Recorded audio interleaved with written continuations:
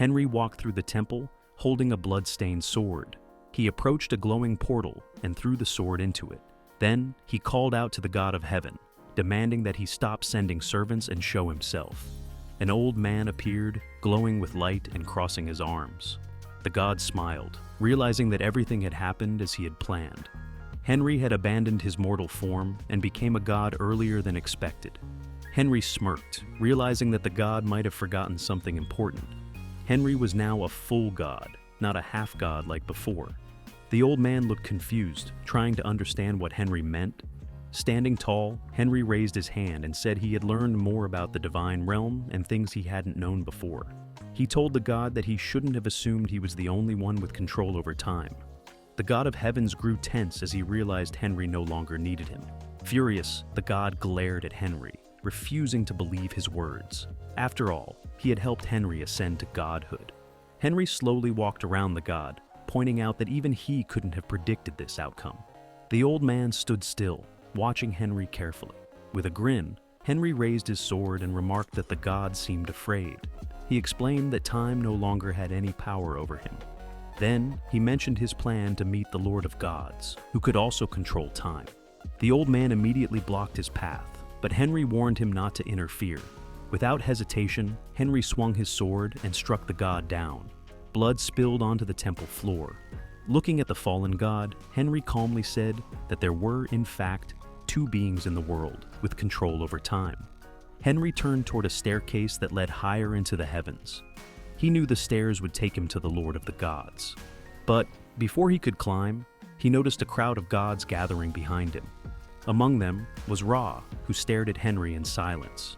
Crossing his arms, Henry asked what Ra wanted, teasing that perhaps he had come to congratulate him for entering the divine realm. Another god dressed in armor stepped forward. Henry greeted him, guessing that he must be the god of war based on his appearance. The god of war slammed his spear into the ground and accused Henry of breaking divine law by killing another god. He demanded that Henry be punished. Henry sighed, raising his hands as if tired of the argument. He asked why he should follow rules that the gods had created for themselves. The god of war, confused by Henry's words, didn't respond. Henry told Ra and another god named Irinea to step back, and they obeyed. He then lifted his shining sword and challenged the god of war, saying that if he was truly confident in his strength, he should fight. Holding his golden sword, Henry admitted that becoming a god hadn't made life easy. But he also knew there was no one stronger than him in this place. The god of war hesitated, his fear showing as he glanced at Henry's sword. Seeing the unease in the crowd of gods, Henry lowered his weapon and called them cowards. Without another word, he began climbing the stairs leading to the Lord of the Gods. Henry climbed the glowing steps and reached a golden door. When he opened it, he found himself in complete darkness. He snapped his fingers, creating a blue light around his hand.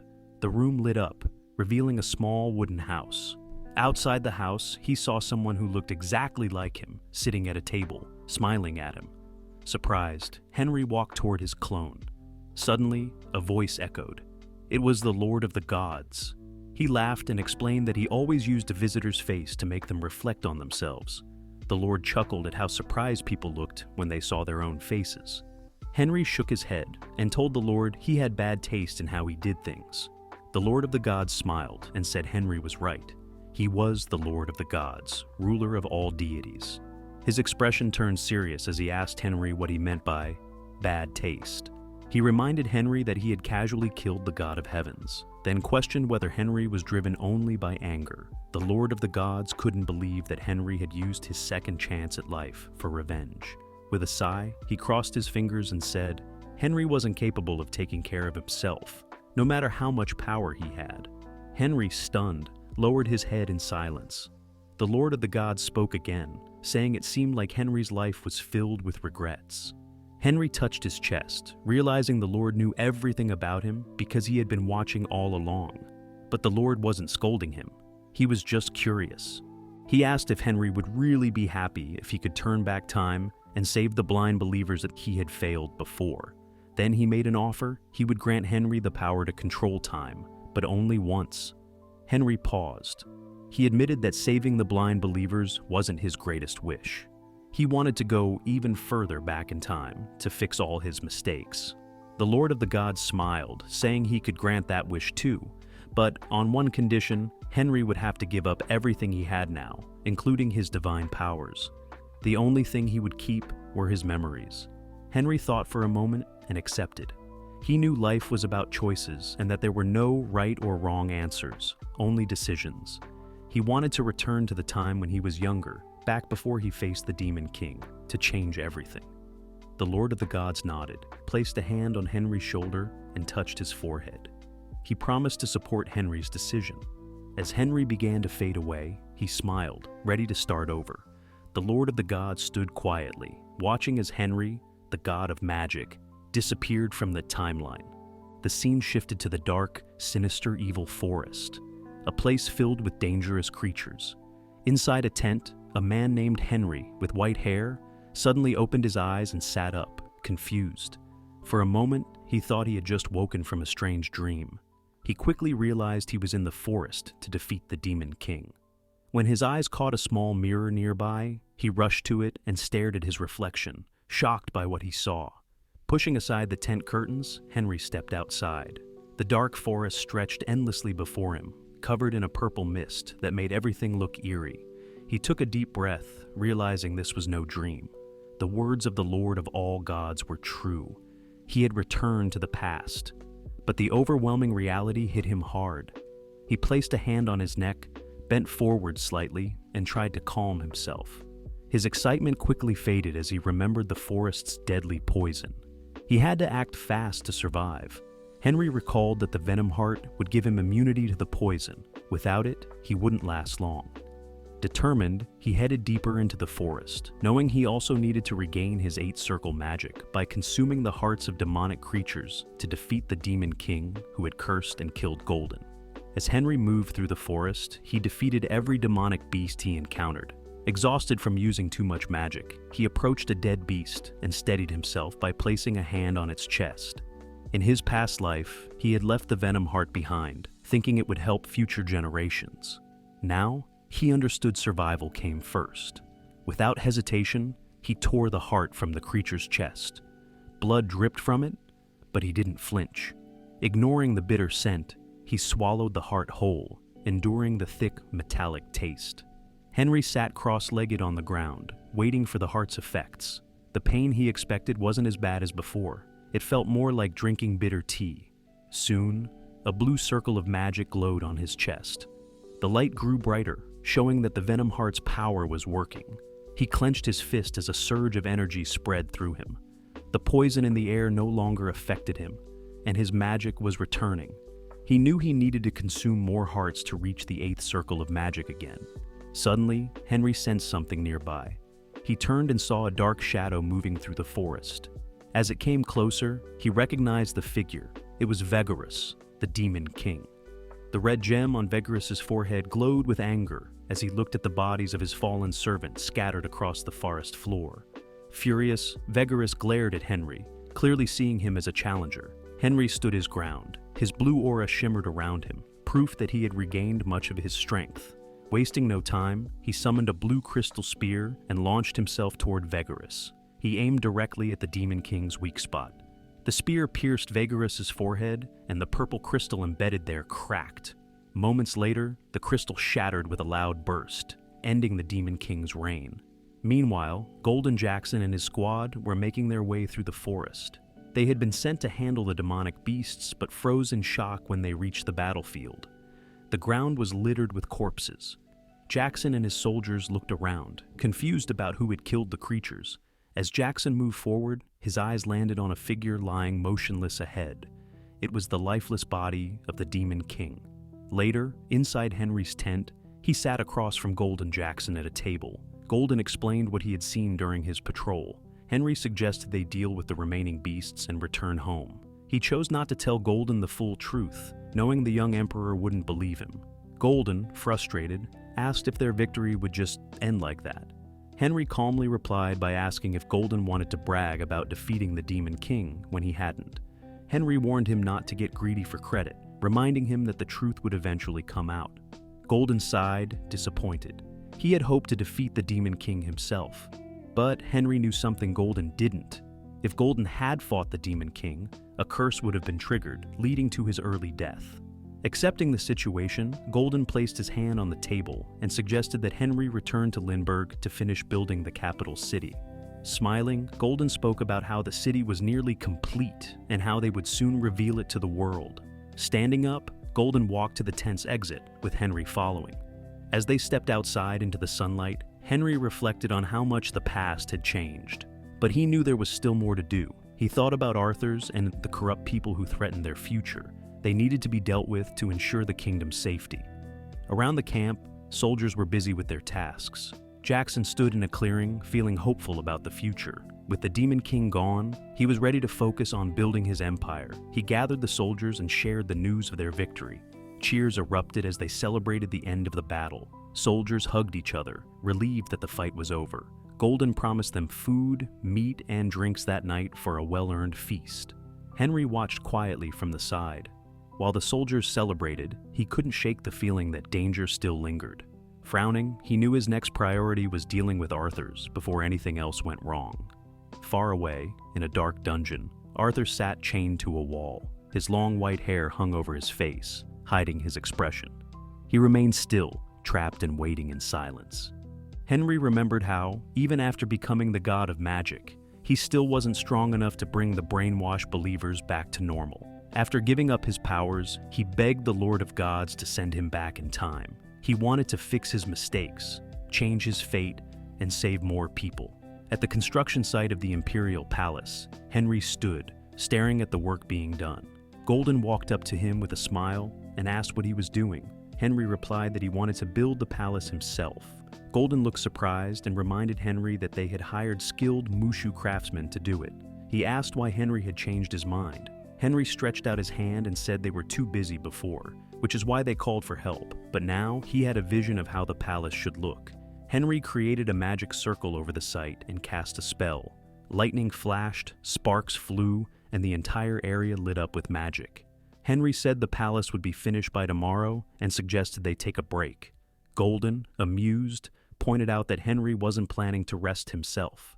Henry smiled and said he needed to visit a Highlander noble. Golden frowned and asked why. Henry explained that he had something to check, but couldn't reveal the truth, that the noble might bring disaster to the future. After saying goodbye, Henry rode across a bridge while Golden wished him a safe trip. As he traveled through the forest, Henry used tracking magic to follow the noble's trail. The path led him to an underground prison. He wondered if the nobleman was really there. He remembered hearing that Arthur's claimed to be part of the Highlander royal family, but rumors said he made his fortune by selling slaves. Henry made himself invisible with magic and quietly entered the prison. Inside, he saw chained monsters and people locked in cells, waiting to be sold. One locked door caught his attention. Peeking through a crack, he saw Arthur's chained to the wall with a heavy ball on his leg. Henry realized that Arthur's wasn't a royal or a slave trader. He was actually a slave. Suddenly, Henry heard voices behind him. A man with a mustache asked if the prisoners were half-breeds. A bald man confirmed they were, but he said Arthur's was different. Arthur's glared at the door, furious. The bald man explained that Arthur's was the child of a dragon and a human. Henry frowned. He knew that people with dragon blood had special powers. But if Arthur's had those powers, why was he in chains? Then Henry noticed magical symbols on Arthur's handcuffs. The bald man said the shackles absorbed Arthur's mana, making him powerless. As they unlocked the first shackle, flames burst out, shocking everyone. Arthur's broke free from his chains and attacked. The slave trader and his client both died in the pools of blood. Arthur's then approached another prisoner and asked if he was also a half-dragon. The man nodded, and Arthur's destroyed his shackles. The freed prisoner thanked him. As Arthur's walked past more cells, the other prisoners begged him to free them too. But Arthur's refused.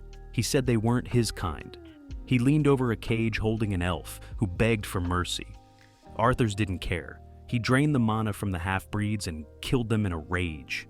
Blood dripped from his hands as his comrade watched and drank his share. Henry saw enough. Using magic, he made the two half-dragons fall asleep. He realized Arthur's hadn't changed at all. He was still cruel. Henry raised a dagger and prepared to finish him. Arthurs had escaped and disguised himself to join Henry's group in the past timeline. Henry plunged the dagger into Arthur's chest, saying there was nothing more he could do. After cremating the body, Henry wished Arthur's peace in his next life. Later, Henry traveled to the Shahatra kingdom, known for its grand palaces. As he walked through the halls, he thought about his debt to this kingdom. He wondered why Hararian, the current ruler, was so meek when his father had been a strong warrior. Henry called out to Harabala, a powerful warrior of the kingdom. Harabala greeted him, saying he had been training. Henry teased him, saying he was training like a desert king. Harabala laughed, saying he wasn't weak like Henry. Henry crossed his arms and reminded Harabala that he had defeated him once before. Harabala admitted it was true, but smiled, saying he had grown stronger since then. Henry grew serious and said he had something important to tell him, a secret that even Golden didn't know. Harabala's eyes widened, curious. Henry explained that he had reached the 8th circle of magic and gained the power to see the future. This wasn't true, but Henry needed an excuse to explain what he was about to say.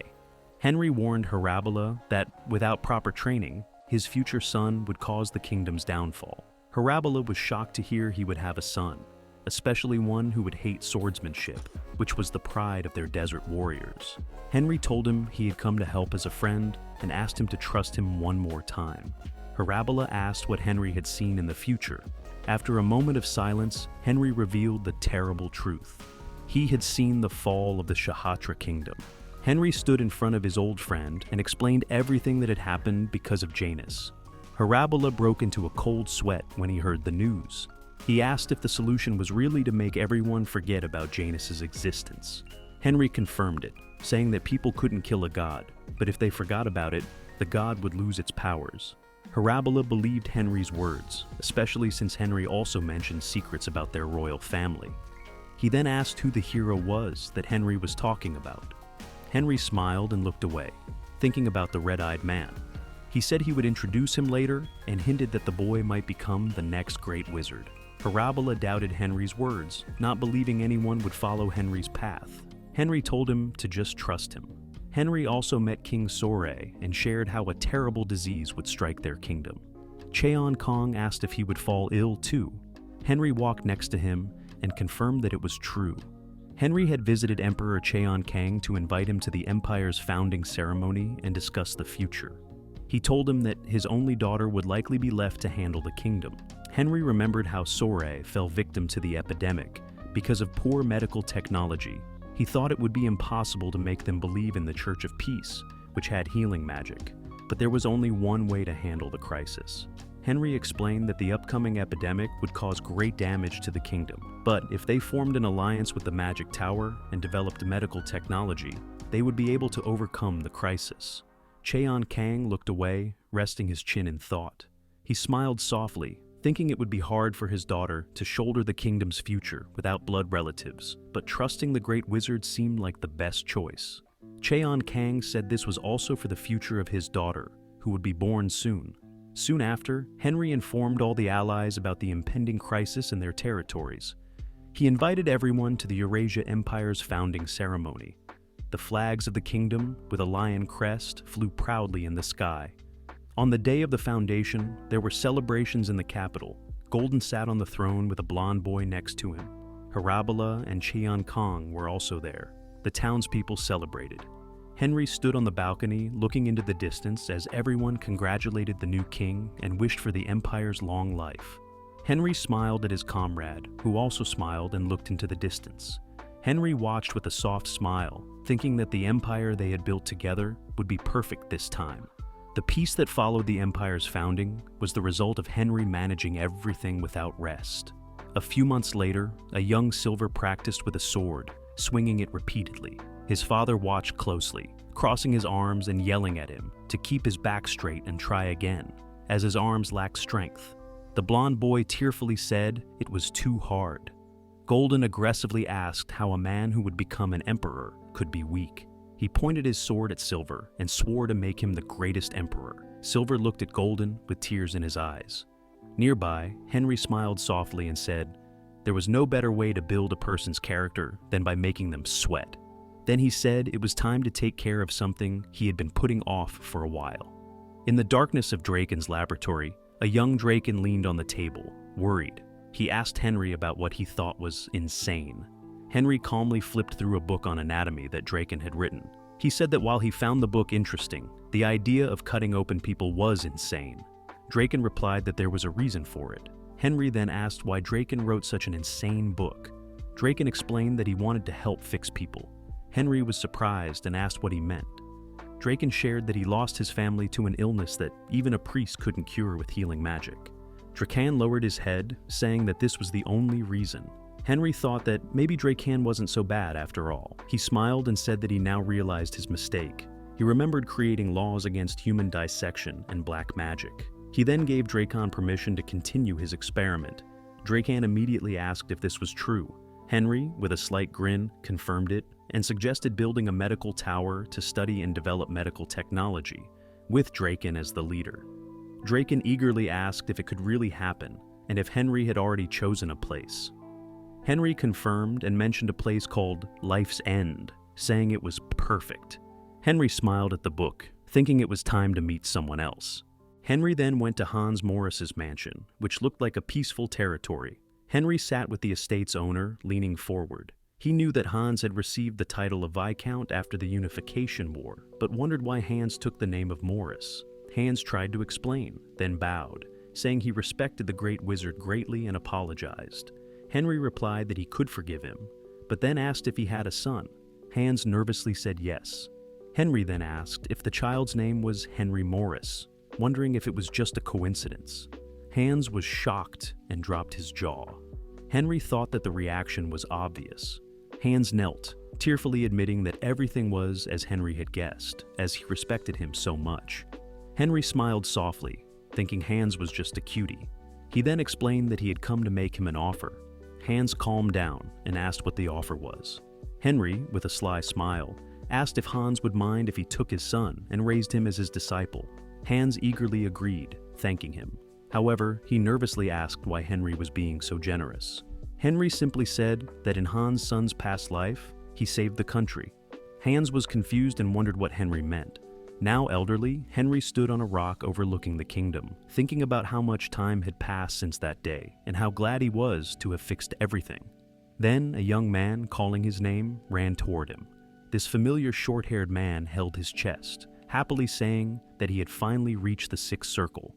The old Henry said it was early for the young Henry and reminded him to be patient. The young Henry exclaimed he wanted to become like his master as soon as possible. The old Henry smiled and asked if the young Henry ever wondered why he chose him as his only disciple. The young Henry impatiently quoted Henry's past words about him saving the country in his past life. He asked again if he really did that in his past life. The old man calmly looked at the young man, eagerly waiting for an answer, then simply sighed and walked away, telling the student to figure it out for himself. The younger mage chased after him, exclaiming that the old Henry would tell him the reason someday. Henry tried to act like he didn't know and walked away.